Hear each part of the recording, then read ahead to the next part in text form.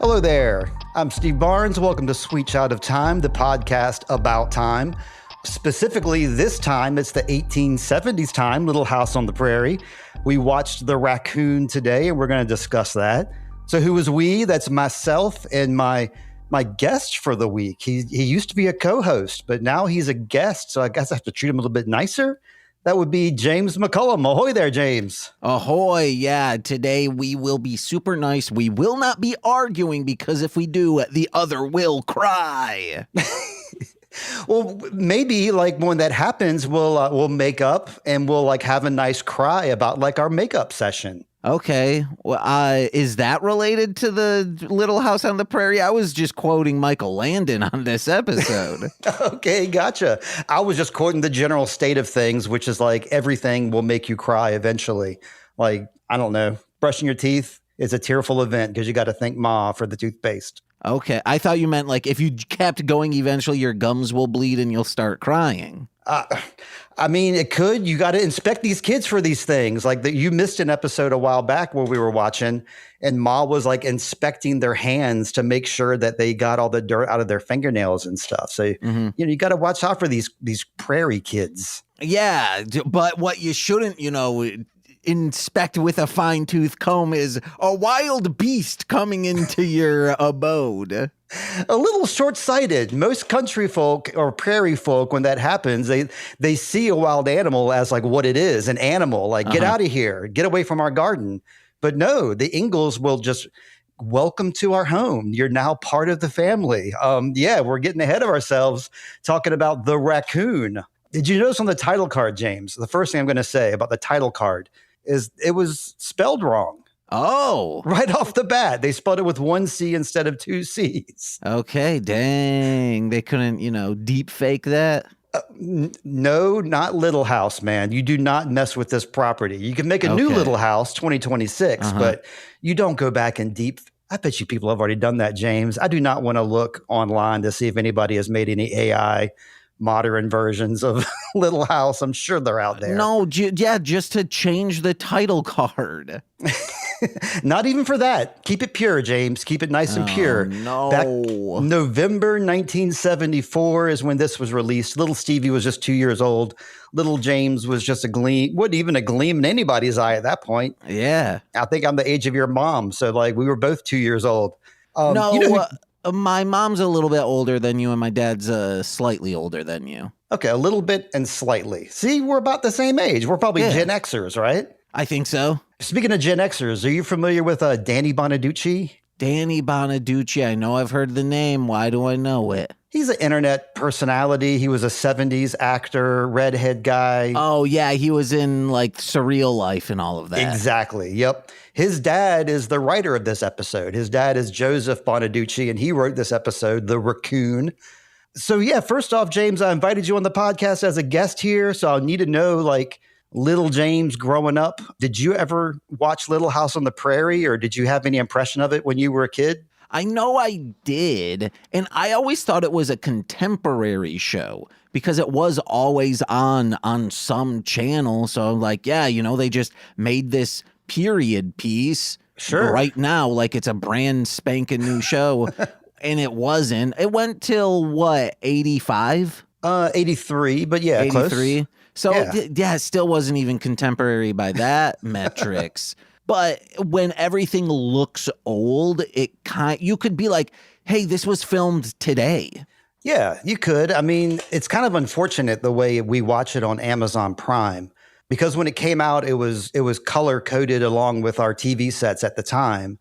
So the color does not look as good when you're watching on Amazon. If you have the DVD version or something, it's going to look awesome. Oh, I thought it looked great on Peacock. Okay, maybe you have a different TV setup than I do. I watched on Amazon, and I just couldn't help but notice how faded, as I'm watching all these episodes, how faded the colors look as opposed to when I was a kid. Maybe get Peacock, brother.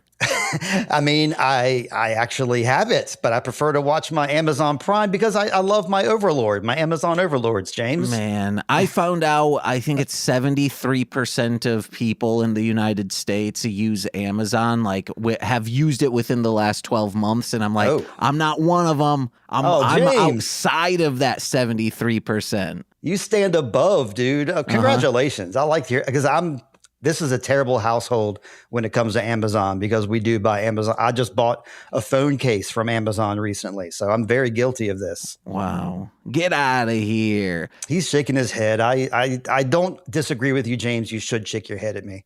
I think I have only used it. I used it 4 years ago to buy some pesticide. 4 years ago, and you still have that in your brain, man.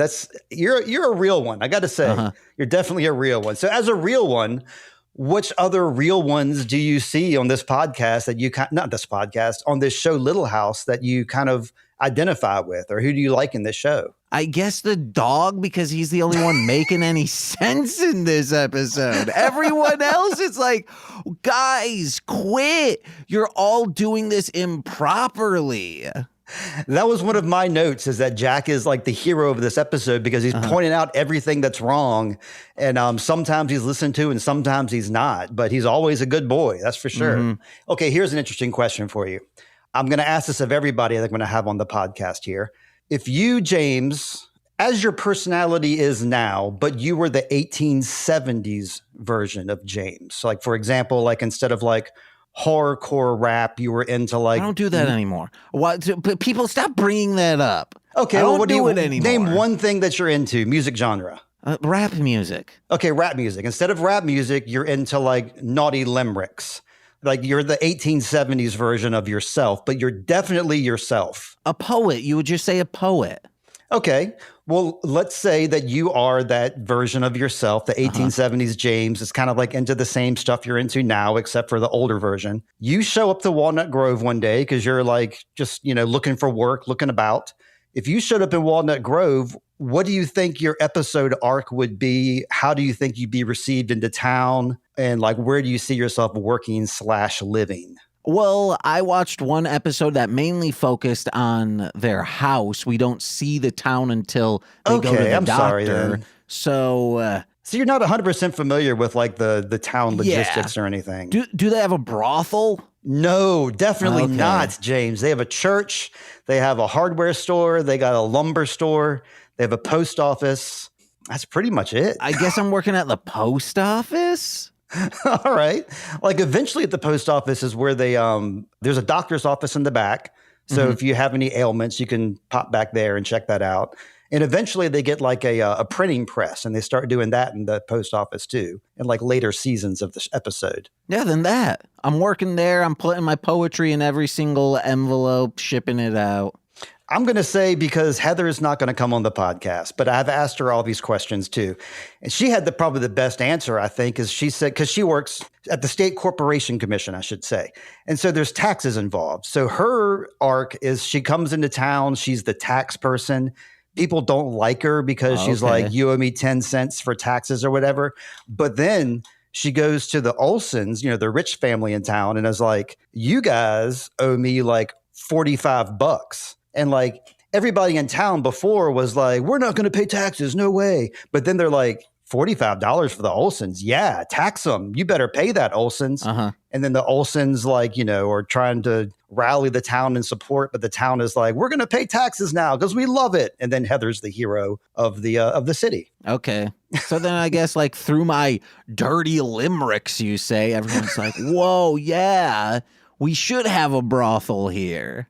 Okay. I mean, you might be met with some resistance, but I know that I can think of a couple of customers you'll definitely have. Mr. Edwards will probably show up at some point. Everyone. Not everyone. Paul would never. Paul would probably come and like help you get the place set up, but he would not be a proprietor. We're a destination location, all right? Oh, wait, they're in Wisconsin or Minnesota? Minnesota. Okay, never mind. I just move along and found the Wisconsin Dells, baby. All right, this episode is, of course, they have the raccoon. So I did some raccoon research before we get into this thing. Okay. So first off, the name raccoon itself comes from the Native American term Racoon, which is Arakun, which translates literally to scratches with hands. Okay. And it wasn't until 1907 that we began training and testing raccoons for intelligence So this episode is kind of like anachronistic in that way because, of course, we weren't training raccoons in the 1870s. That didn't happen until the 1900s. 2 raccoons lived in the White House. Calvin Coolidge had 2 raccoon pets in 1920. He kept them leashed, as one must keep a raccoon leashed in their home. And the reason being is a raccoon can never be domesticated. They can be trained. Of course, we see Jasper doing his tricks and stuff, positive reinforcement training. Absolutely. They're super smart, but they always retain like their wild instincts, and they have these dangerously sharp claws and teeth. So like to have them around your house, they'd probably be fine 90% of the time. But if they bugged out because of some animal instinct, they could really hurt you. I could break them. You think you could? Yeah, I can domesticate them. I saw Jasper running around. He had some muscles on those legs. I swear he did after a while. Yeah, because I trained him. I want him to get as yoked as me.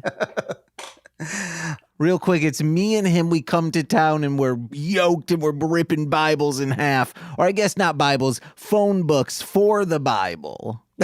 That's right. You and Jasper, that is? Like you're training this little guy so he can get one over on Jack? I'm going to train Jack. I'm going to train Jack to be a little bit better because he can bark and let people know where he's at. But I'm going to train him to get up there and use his paws to open doors and stuff. You shouldn't do that. He's a ding-dang snitch. He's the hero of the story, James. We've already established this. Yeah, still. But now the dog trying to get into doors. Get out of here. The question I was going to ask you was, okay, in this episode, there's a rabid scare. Like they're afraid they're going to get rabies from the raccoon. And of course, there's no cure for rabies, or still isn't. How many people would you estimate have died from rabies contracted by a raccoon in America? Like in total? Like since when? Since the CDC has been measuring these things, yes. Do you know when that was? Pre-1800s. Pre-1800s. I'm going to say on average 1 a year, so like 114. Oh, that's the closest guess of anybody that I've asked, James. Okay. The correct answer is less than 5. Whoa. And even those 5, which I guess is 4, I don't know, but they say less than 5. And even of those, they're not 100% certain that the rabies was contracted by the raccoon, but it just seems like all evidence points that way.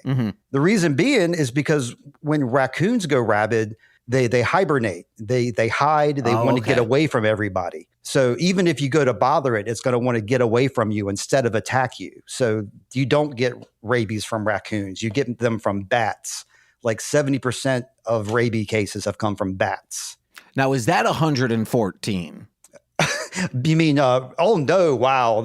I didn't look up the number of rabies cases, but yeah, it's in the thousands. There's lots of them. Of people who died from bat rabies? Yes. Okay, dang, guys. Well, maybe should I do some fact checking real quick? I will. I usually don't do this, but I feel like I must. He's got to figure out how many bats have killed people via their rabies. Well, I know Batman has done quite a bit. Let's see. Yeah, rabies kills 59,000 people annually, James. Whoa. Holy crap. But that's in the whole world, or? Let's see. However, in the United States, 7 to 10 a year. Okay, yeah. So I guess in other countries, they have it worse than we do. So in about 12 years, it gets to 114. You just want to be right with that number. I know you. I can tell. I just want people to know, contextualize. 114 people die every dozen years from bat rabies. I mean, it's not a great thing. Actually, you know what? I was going to say keep away from bats, but almost every evening around dusk, we have a lot of trees in our yard. And so I like to sit out there and watch the bats do their thing, and they fly by pretty close to me. And I usually don't have any fear. I wonder if I'm going to start thinking about this conversation now when I'm sitting out there. You better have rabies shots on you. I think they've gotten better with time, the treatment for rabies, but it still is unpleasant. Yeah. But speaking of pleasant things, let's move on with our episode here, James. I made you watch The Raccoon. I made you watch Little House on the Prairie. Give me a quick, overview of what you think of this episode, how you enjoyed it, or if you did not enjoy it. I really much enjoyed it, but in the ways that every decision made, I was confounded by.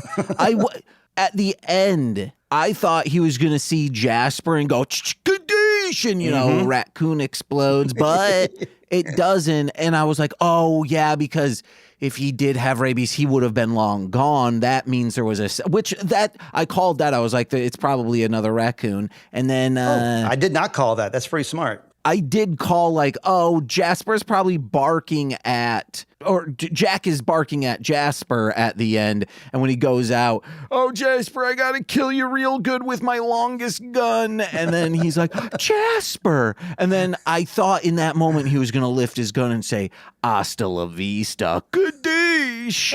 But it doesn't, because then he's like, oh, I'm a smart man. That means Jasper didn't have the rabies. What about like I like all this. What about the imagery of like Paul with like the shirtless overalls with the gun hoisting? I mean, that in itself is like an image that could, you know, be as iconic as like the Terminator or any of these other guys that are like, you know, hunky with their guns. No, I was gonna say like one of the budget Friday the 13th movies where it's, you know, a guy in a barn with a gun raises it up and he's like, get out of here, Jason. And it's like, womp, womp, womp. But before he can raise it up, Jason takes a machete, cuts his head off. And, you know. This has got to be Flour Sack Jason, too, not the hockey mask Jason. Yeah. All right. Well, the first thing that happens in this episode, we haven't met Jasper yet. They're playing 3-touch catch, some kind of weird game that kids played in 1870. And Janet the doll gets broken. And Laura's really upset about this. She like does this thing where she, you know, personifies her doll and like pretends like it has feelings, basically. And that's something I definitely did with my stuffed animals and my dolls. Like I would feel like certain stuffed animals would get their feelings hurt if like they didn't get to sleep in the bed. Did you ever have any of that with your toys or animals growing up? Yeah, and I think, you know, like Toy Story and stuff like that definitely amplified those emotions. Sure.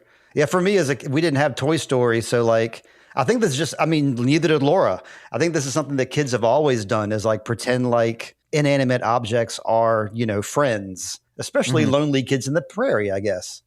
But yeah, she only had that one toy, and with it being broken, she was super bummed out. This might be my last discussion question before we start getting into our real notes of the episode, but if you could only have one toy as little James, let's say you're Laura's age, you're 11 years old, and you could only have one toy, period. And having a toy, first off, doesn't include a bike, a skateboard, a blanket. Those are not toys. A radio is not a toy. A toy. Only one. What would little James choose? A Commodore 64, dude, because then I got all these games on it. That's not a bad idea. Actually, no, but I'm going to say no. That is also not a toy. That's an electronic device, not a toy. Now, as a kid, it probably would have been, I forget the name of the series. It was like the Nightmare series of Batman toys. There was a Scarecrow version. Oh, right, yeah. He looked rad as heck. So you'd be rocking that like little Janet. Like that would be like your Janet, like always hanging little Scarecrow. I chose I couldn't decide between a toy car that I could go vroom vroom with all over the place, or a ball, just a simple ball to kick around with my friends. Because or does Bop It count? That's a toy. Yes. Okay, you want to know? I'm changing it to Bop It because that's a communal thing that you can get friends over and play. All right. Yeah, that's right. Okay. Yeah, that's what I was thinking about the ball as well, because you throw the ball to your friend throws it back and then knocks Janet off the log. Yeah. That doll is expensive to replace. Like they look in the Sears robot catalog. That's actually a Sears catalog they're checking out there. And they had them back at that time. $1.20 to replace that porcelain head, which is basically like $45 today. Dang. Mary only has 11 cents. So instead, on her way home after like getting bummed out of the Olsons, she finds a baby raccoon and decides to give it to Laura to make up for the whole fiasco. So what Mary sees here is like a deceased raccoon mother and then the baby raccoon hanging out. I would keep my hands away in that situation. I mean, I told you before, like how few people get rabies from raccoon, but Mary didn't know this. They didn't know this back in the time. They just assumed that rabies were like everywhere a wild animal was. So this is one from Mary that I think that she probably should not have put her hands in there. Also, what if the raccoon mother died from a disease and now the baby has it too? Exactly. Yeah. It's a potentially diseased raccoon you're bringing into the house here.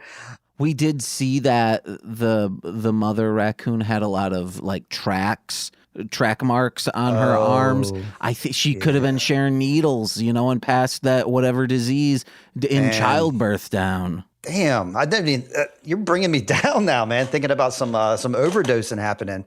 I thought maybe she died of like natural causes or old age or. No, I'm saying she didn't have a needle in her arm. I'm just saying she might have died from a disease that she got from sharing needles. Oh, I see. So yeah, definitely the baby could be, but we're safe in this case. I mean, we're talking about Little House on the Prairie here, James. So we're safe from such things here.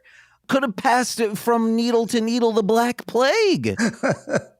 I think Charles disagrees with you too, because he even eventually comes around and is okay with the raccoon living in their house. If he thought that it might be diseased with needle marks, he would not have agreed to it. But the girls are kind of sassy with Charles here, and he doesn't agree to it until he has a little private chat with Carolyn later. Well, the first thing he says, as he should, he says, "Don't let that thing get near you." It's like, yeah. And their response was like, "We found him, Pa."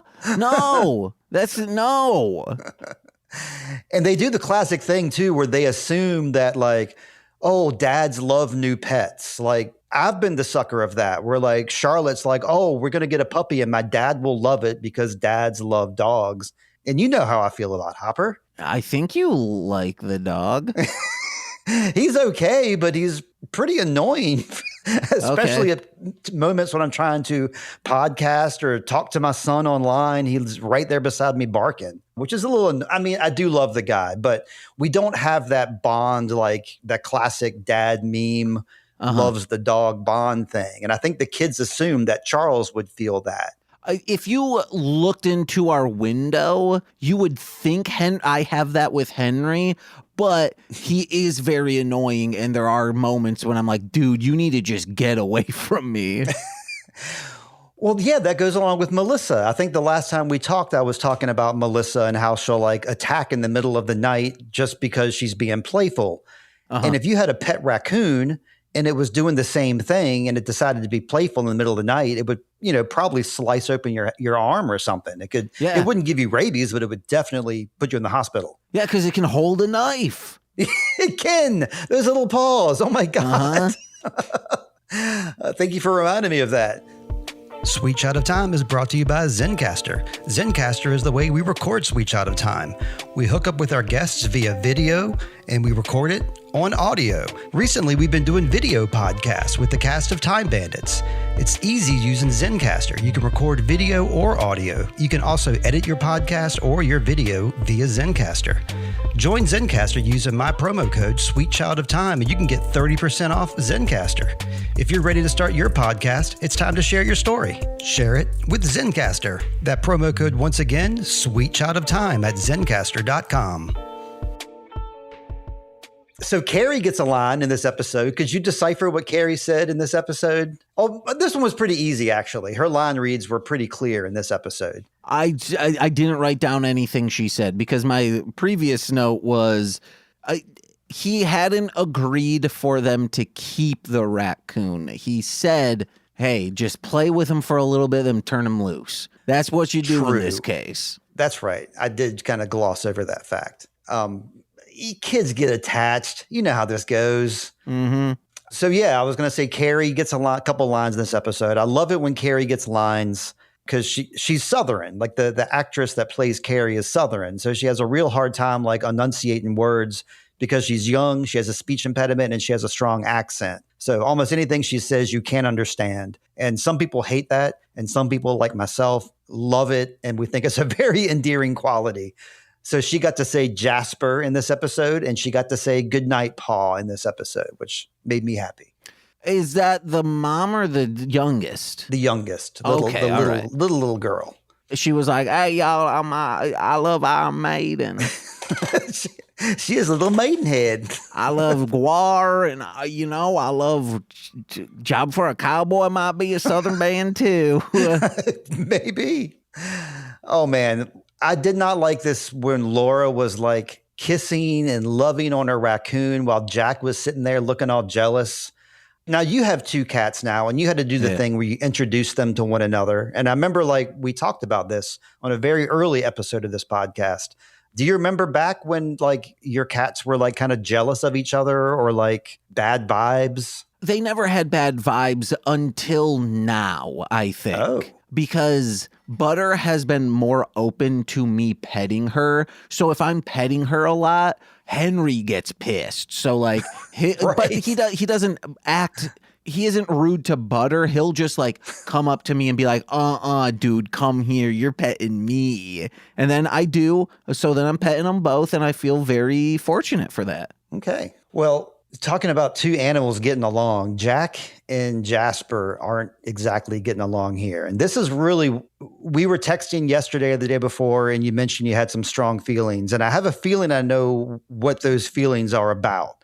I myself, the first time I watched this episode, was horrified. I had my head in my hands. I just was in disbelief. Heather did the thing like Nicole. When I was at your house watching a show and Nicole got excited and jumped up on the couch, Heather did the jump up on the couch thing. Like we were like, oh my God, they're actually fighting. And this is like 1974 filming. So it's probably not safe. Did you have any thoughts about Jasper and Jack? They got this little guy actor, Jasper, truly scared and terrified. Yes. And they just cut right to, hey, Jasper, we got to go. And then they're dragging him by a leash. And it's like, this little guy is terrified of this dog over here. Even when Laura is like taking it to school, she's like dragging it by the leash. And you can see the raccoon like with its paws like trying to like stop itself. Fortunately, though, because I had strong feelings, like I said, when I watched this episode for the first time a few months back, I had strong feelings about it. And of course, I went to my little Facebook group, my little House on the Prairie Facebook group. And I was like, can you believe this crap that they mistreated these animals? And Nellie Olson herself, James, Allison Angram, who's very active in the same group, let me know that, you know, in her perspective, in her words now, she was said that the animals were not mistreated, that everybody had a great time on set. It was a closed set. There were multiple animal handlers at every angle that you couldn't see on camera. She said that the animals were enjoying themselves, fun to play with. And this is her perspective. She was 11 at the time. Mm-hmm. So maybe she has, you know, the rose-watered glasses on now. I don't know. But according to someone who was there, no harm came to these animals and they weren't drugged and they weren't mistreated. Yeah, but emotional damage still counts. Man, that dog was scaring that little guy. Absolutely. I think that the raccoon was like scared multiple times in this episode, and you could see his fear, and you could see that Laura, the actress playing Laura, was scared to interact with Jasper as well. Oh, I have a note from before that because the wife is trying to be like, hey, you know, like, let him keep that little guy. And he goes, all right, okay. And she's like, well, you don't actually have to do that. Like, this is still your decision. And he goes, no. I can't have the women in my life thinking I'm the meanest guy ever. And then Nicole's like, for not allowing a rabid beast in your house? No, dude, you're in the right. He was in the right the whole time. And it should have been the other way around. It should have been Ma talking him out of it or something, or him talking the kids out of it. But, you know, we got to have stories. We got to move forward. And of course, this is a story. Like Little House is based on the life of Laura Ingalls, but this is most of what happened in this show never actually happened to their family. But you were speaking of them going to school. My next notes is when she's showing off this little guy at the classroom. Yeah, my next note is, I know we're supposed to hate Willie Olson and he's a little shit. We know this, but he is so adorable in this episode. The way he talks about Jasper and the way he asks his questions. I just thought he was wonderful in this episode. I wanted to let you know, James, that like, did you know that Willie Olson and Laura Ingalls are like in real life brother and sister? No. And Willie Olson, the kid who plays Willie Olson, was a huge fan of the show itself. And so Laura and Willie and Nellie Olson were like a little trio that always hung out together, like even off set as well. But Willie was a fan of the show, and he wouldn't read any of the scripts except for his own lines so that he could be surprised when he watched the episodes. And he never got into showbiz. Like, this is the only thing he's done, and he hasn't done anything showbizy since then. Is this the kid who says toads is meat? Yes. Okay, yeah. All right. The little cute little brown-haired kid.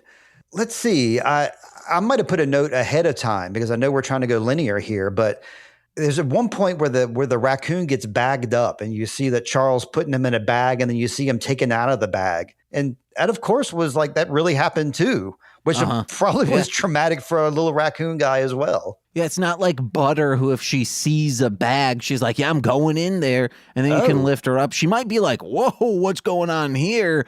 But she's still just going to. Also, Franklin loved that type of stuff. You could put him in anything and pick it up, and he'd be like, "Yeah." He loved being vacuumed. Like that guy was awesome. I can't imagine that because Melissa does not like being put like into like a bag or a crate. Crate when we have to take her to the vet and stuff. She absolutely hates it. So we got to disassemble the crate and then put her in it and then reassemble the crate with her inside of it. That's the only way we can do it. Well, Butter doesn't like being put in things, but she likes going into things. Right. So we've tried to lure Melissa in that way, but she's been in that thing enough times that she knows what's going to happen when she goes in there. We have to drug Butter. Oh, we have to drug Hopper. So, yeah. Okay. But Melissa, dude, okay, side note. We're getting lots of side notes about animals here. When we had Melissa in the at the vet recently, because she had a situation where she had to go in there, she had to stay overnight at the vet's, and the vet sent me like multiple text messages and then a really long rambling voicemail about how much she loves Melissa and how much she wants to keep Melissa and what a sweet cat she is. And that's like getting like a report card, like with all A's from home. It was awesome. Yeah. Franklin would get that. Henry and Butter would not. Yeah, Hopper never. Yeah. Hopper is like they cry when they see him coming. I swear. Well, I bet Melissa went to the vet because, like Jasper, she got a taste for eggs. Oh my God, yeah, the eggs. I guess he eats them with the shells. He eats the shells as well. Is that how he consumes them? He has to. Well, I think they were hard-boiled. At least in the beginning, they were hard-boiled eggs, and he was ripping the shell off and then eating the insides. But then he was like raiding the hen house later and like eating. I think he was just cracking them and licking the yolk up or something. Yeah. Oh, for sure, dude. But that's a different guy. That's not Jasper. We don't want to like put any blame on Jasper for that one. Not his fault. But for this part, we're still back when they're getting ready to go to church.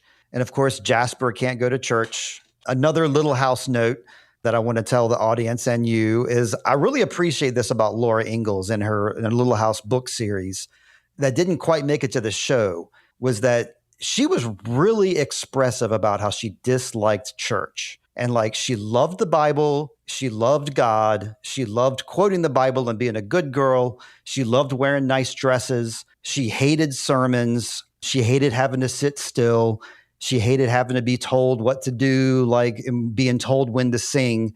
And she made that very clear in almost every one of her books where she makes a snide remark about a boring sermon or about how she had to sit there and suffer through another day of church. And I just think it's a touch of realism that I appreciate about Little House because it's such a wholesome book. Laura's a wholesome person who's obviously, led by God. But when it comes to church, she's like, no, thanks. I hate that.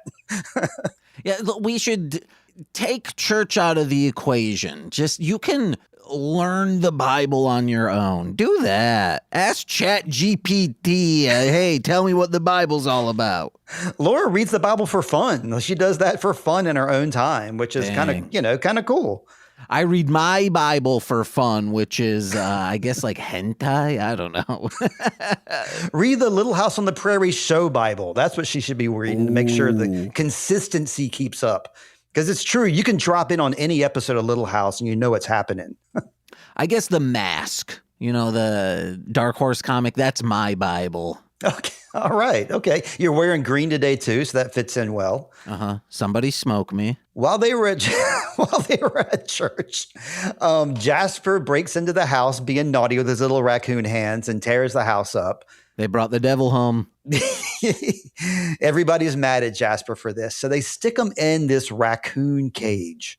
This is one of the worst ideas ever. I think they should have just let him go at this point instead of putting him in a cage. That's the worst thing you can do for a wild animal. Yeah, and I have 2 notes before that. One is on the food. You can't just easily replace that. They can't go to the store. It's not like, oh, you knocked over Good point. A thing of milk. We can go to the store and get a milk carton for $4. Cool. It comes back home. No, like they have to remake all of that food. Yep. And then this don't argue with me or I'll start crying. I really liked that line he said. She was like, oh, but Jasper's my little baby. And it's like, you're not the mama, you dummy. I was like, you are such a dummy. You are such a dunce, little girl. Quit doing that. Oh, yeah. At some point in here, too, like Charles sacks him up and takes him to the wild. But then he runs back home and beats him back there, which I thought was kind of cute. Well, this is when this is now the rabid one. No. This is when he comes back to the house and they put him back. That's when they decide to, maybe I got my timeline a little wrong here, but this is still Jasper when they put him in the cage. And Jasper is the one that bites Laura and bites Jack. That's actually Jasper. Okay, no, I forgot that. Yeah. But on that cage, I'm like, the dad made that. That is a professional, elaborate cage. You do better, little girl. Your dad made that for you to stash a wild beast in. Also, just don't bring put the dog inside. Cage the dog inside via, the doors, and then go check on the little guy, Jasper. That's against Little House rules, though, because animals are supposed to serve a purpose, which is why we don't like Jasper being here, because the dog's purpose is to be a guard dog and keep the wolves away. So if he lived in the house, then he wouldn't be as effective of a guard dog. Well, no, I'm saying for when you go check on Jasper, keep the dog inside. Yes. I think that's a solid plan. So the dog doesn't run in and is like, arf, arf, arf, scaring the little guy. But instead, Jasper ends up biting Laura and Jack. This is when they have that really bad scuffle.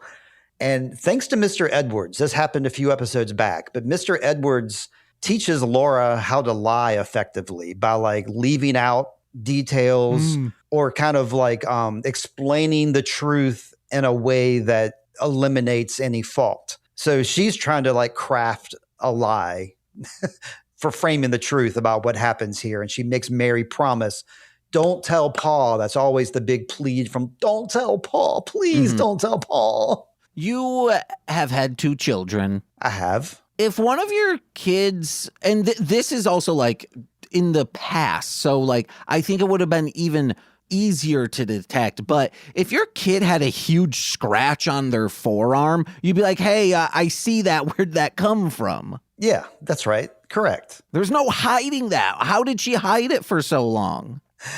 I don't know. They're injured a lot in this series. There's a lot of broken ankles, a lot of broken arms and things like that. So I think that's just kind of par for the course, It's just being injured along the way. You don't have to really explain it, especially if it's not on your face or something like that. Okay. I will say, though, that Caleb had an infected toe at one time, and it was really bad, but he didn't tell me or his mom about it. And eventually he was barefoot in front of his mom, and she noticed, and it was a hospital trip, and it was infected. It was terrible. Dumb kid. Dumb kids. Just like this kid. Well, not actually this. He wasn't that dumb. She's like, oh, my God. Jasper, he's just mad because he's being caged and Jasper and Jack is yelling at him. And it's both of those are your fault, girl. Both of them. That's right. True.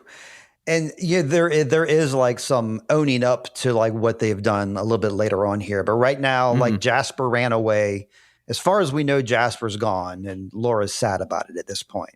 We're going to cut to nighttime and all of a sudden there's a raccoon in the chicken house. Once again, we're watching animals interact with one another, and I'm worried about the chickens, especially. Once again, Allison Arngrim says that no chickens were harmed, so I'm going to believe her. But we know now and this was confusing for me. And like, I get confused easily because my mind races when I watch things. And even a slow burn show like Little House, where a scene can take 10 minutes to take place, even I can like lose myself in thoughts. So I was a little confused about who was Jasper and who was not Jasper. So every raccoon that we've seen so far has been Jasper, with the exception of this one. This raccoon is like getting into their hen house. This is when we get the the iconic Paul with his no shirt, with his overalls on. I don't think it's a rifle at this point. I think he's wielding a pitchfork or a shovel. I think so. Yeah, and it is like a shovel murder here. And this is probably one of the most intense scenes we've seen in Little House of the Prairie, like when he murders this raccoon. In some cases, I was worried that I introduced you to the wrong episode. No, this one was really funny. I loved it. I thought it was absurd and stupid that they were so just blasé with everything, to the point where they're like, yeah, man, this raccoon, he can stay. I figured right then. I mean, this episode is like a household favorite. This is my favorite episode I've seen so far. I mean, I've watched probably 40 of the old episodes recently, and this is top of the pops. So yeah, Paul overall, no shirts, shovel murder. And this is when we get to the blames. Laura is like, this is my fault because I got Jasper hooked on eggs and all that stuff. And Mary's like, no, it's my fault. I brought him home and I told Paul when I wasn't supposed to tell Paul. But now, is it discovered that Jack, I think they noticed Jack's paw, that he has some ketchup on his paw that he spilled. And so they're like, oh, he got bit by, this is when Mary, I think, has her big crying scene where she cries for 10 minutes or so. Well, so she comes out and she's like, oh, Jack, why have you been shackled? So he takes him off these shackles, which I was like, they're going to have to barn shackle that girl too.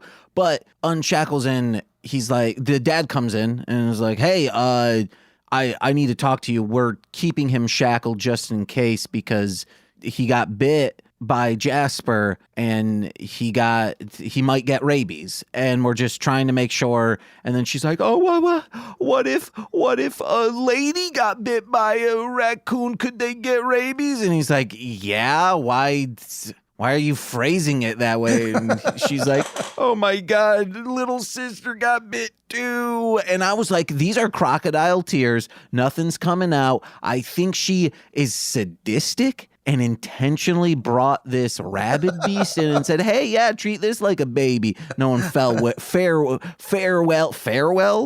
darn well, that's going to latch onto that jugular one day.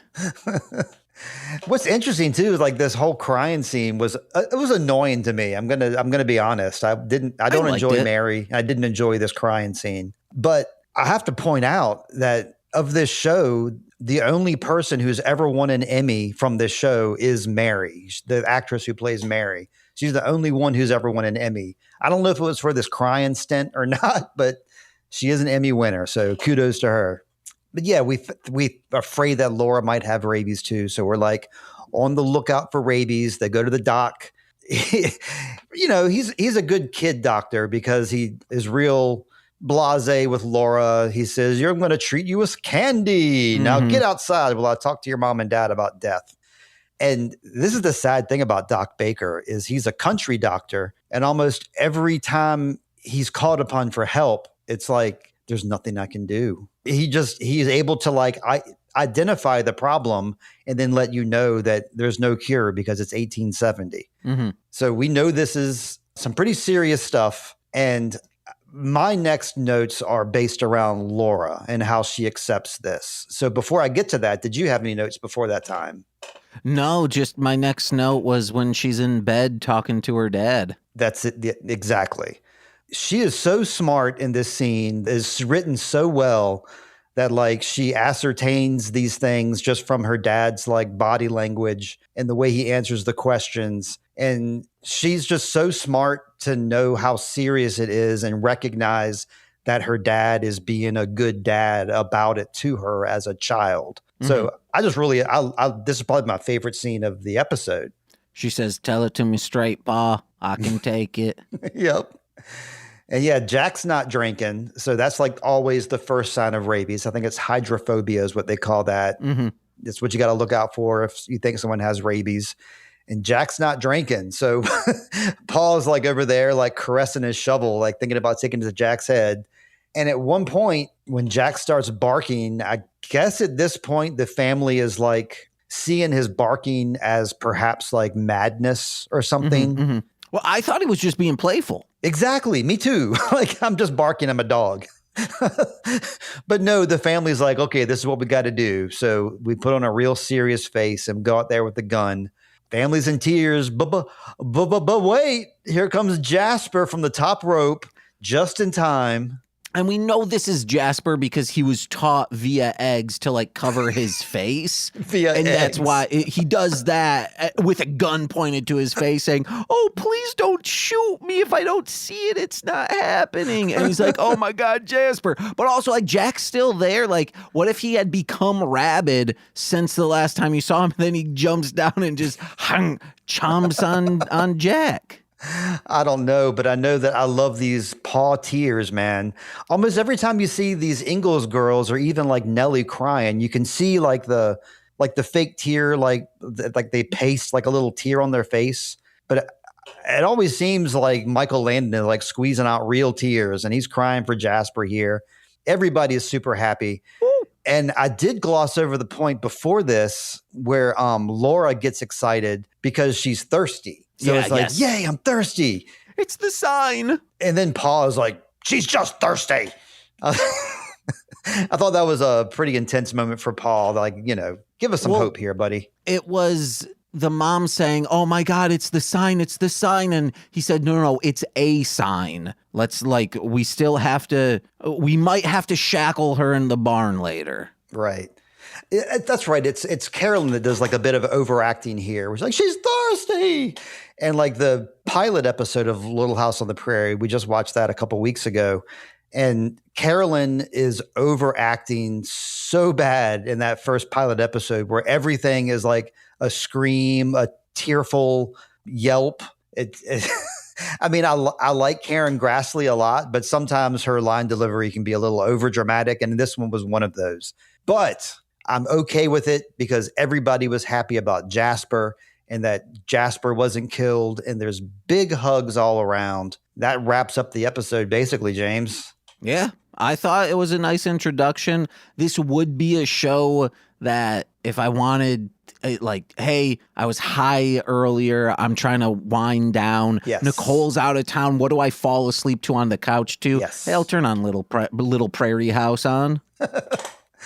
I was really surprised that my wife is enjoying it as much as she is because she's a very picky TV watcher and she doesn't even watch all the same shows that I watch. And she does not like rewatching old stuff as a general rule. She likes something that's current. And she is just fallen in love with this show and is what she prefers to watch. She likes to watch ghost story shows to fall asleep to. So this is not like her fall asleep show, but it definitely is like her wind down, like turn my brain off and like just watch this old show and watch this scene take 10 minutes for somebody to smile. I watched it on 1.5 speed the third time I watched it, and it actually could have worked. Yeah. As someone who has made the bad ideas to be like, hey, sight unseen, let's do a podcast about this show. And I'm like, wow, let me turn this to 1.25 speed. And then 5 minutes later, Nicole comes in and she's like, why does the music sound weird? I'm like, oh yeah, it's on 1.25 speed. But when the music isn't there, you can't even tell that Beyblade or Highlander is running a little slow. Even 1.5. I watched Little House on the Prairie at 1.5, and it seemed like a reasonable speed to me. Everybody was talking like in a cadence like you would talk now, nice and fast. And then 1.75, it's like, oh, it's an episode of Gilmore Girls. Well, that's it for this episode, James. Thank you for joining me on this. Do you want to plug any of your podcasts or music before we go? Yeah, hey guys, listen to Magical Meatball Girls, Sweaty Time Pro Wrestling, and Death to Squids, wherever podcasts are found. Magical Meatball Girls, that's in its own feed. Then the Marshland Media podcast feed has Sweaty Time Pro Wrestling, which is coming to an end. I think we have 4 more episodes left because Lucha Underground was only 4 seasons, so it's in and out. You know, we're almost done. And then Death to Squids, we have been discussing general like tokusatsu Japanese action movies, but we're about to do the second live adaptation, unofficial, of Dragon Ball called Dragon Ball The Magic Begins. Super pumped for that. And then after that, we're going on to Terminator, baby. Oh, nice. This is going to be during Death to Squids, right? Uh-huh. Hell yes, dude. I like that. And if y'all need a third Terminator, I was just talking about the Terminator on a podcast I was on just 3 days ago, talking about Reese's Nikes that he like laces up in that early scene of the first Terminator. Very, very vivid moment, very big moment for me. Heck yeah. But yeah, good plugs, man. And don't forget your music. Marshland Monster has lots of music there out there on Spotify and everywhere music is found. And patreon.com/MLM pod, where for $5 a month, you get exclusive content every single Friday. Right on. And so Sweaty Time Pro Wrestling, they're linear. They watched episode 1, episode 2, episode 3. James and I just talked about, well, you can either consider this episode 10 or episode 11, depending on how you count the pilot episode. But I'm going to be skipping around. I'm going to stick to season 1, and I'm going to be skipping around episode to episode. I'm pretty sure I'm going to release this episode first, and then you'll be hearing us talk about Country Girls with Deshanta, and you'll be hearing us talk about A Harvest of Friends with my daughter Charlotte. And then I don't have any other guests beyond that, but we're just going to skip around and watch whatever episodes we feel like watching. I'm sorry for that, but at the same time, join me and listen to Sweet Child of Time. Yeah, and then you got to do the last episode too. We definitely will do the last episode. Maybe we'll save that for last as the most appropriate. Maybe not. Though. You should. Maybe you not. should. You should save it for last. I don't know though, because like that is a definitive ending, but you can pop into any episode of Little House on the Prairie and be satisfied. You won't be missing out on much backstory because it's pretty much the same. It ends with them saying like, "Oh, Paul, we got a ticket for all of us for this experience on this new ship called the Titanic." Actually, do you know how Little House on the Prairie ends? No. Oh, it has a very, very, very definitive and explosive ending. I'm being very serious. So, I mean, fans of Little House already know this, but maybe it is something I should be discussing sooner rather than later because it is a big episode. But it ends in a big way. We're going to end this in a big way by saying bye and thank you to James. And may you always find, let's see, your tin cups, your Christmas pennies, and your slates and chalk. And until next time, from me and the Marshland Monster, bye. Bye. You could also say water and shade on the prairie. It's still there. Yeah. See you guys. Bye.